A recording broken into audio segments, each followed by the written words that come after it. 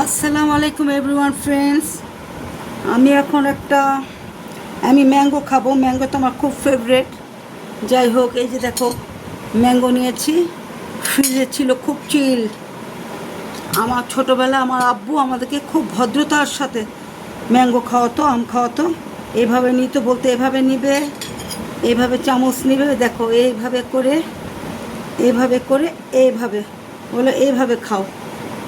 এভাবে করে আমার আব্বু আমাদের খাওয়াতো। ঠিক আছে, এভাবে করে খাওয়াতো আমার আব্বু আমাদের। কোনো দিন আমরা অন্যভাবে খেতাম না, এটা এভাবেই আমাদেরকে খাওয়াটা শিখিয়েছে।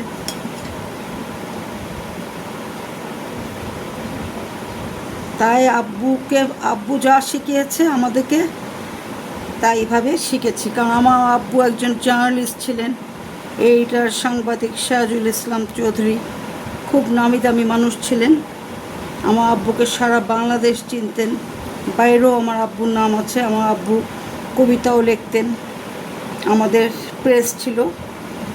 দেখো সুন্দর হয়েছে না আমার আব্বুর কাটাটা? তোমরা শিখে নাও, যদি কেউ জেনে থাকো এভাবে খাও, না জেনে থাকো এভাবে আমার আব্বুর জিনিসটা তোমরা করে খেয়ে আমাকে তোমরা আপলোড করো, আমি খুব খুশি হব, তোমাদেরকে লাইক কমেন্ট দিব। ঠিক আছে, দেখো কত সুন্দর হয়েছে।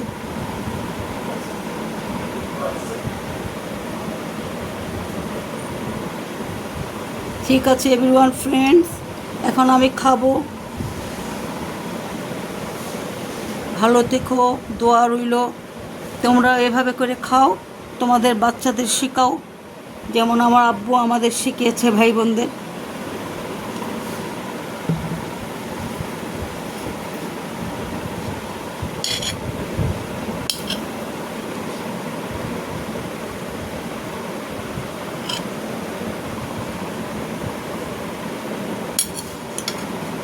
দেখো আমার আব্বুর আম কাটাটা কত সুন্দর।